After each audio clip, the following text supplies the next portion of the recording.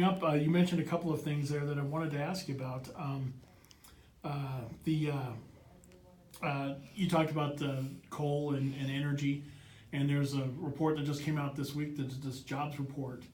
It's a nonpartisan one, and it showed a lot of the potential here for a couple thousand, almost 2,600, maybe even 3,000 jobs in carbon related jobs, not just coal mining or anything, but carbon related. Where do you see carbon industry, either being in technology or manufacturing or whatever? What's the potential, and is that where our focus should be now for Wyoming's future economy? Sure. I mean, something that has that number of jobs and that much of a financial implication for our state, I think it's very important that we're focused on that. I mean, we have to look at Dry Forks and the work that's being done at the Integrated Test Center there.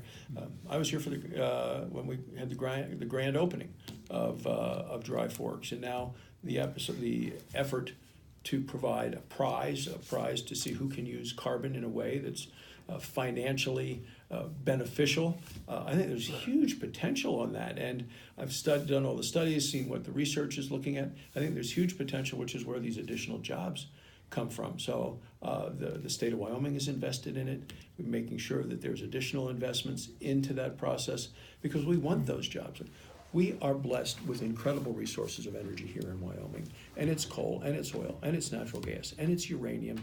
But right here in Carbon County, you take a look, I mean, with the name, right here in Campbell County, with the name, with the carbon, we need to find ways to make sure that carbon in the ground doesn't become a stranded asset.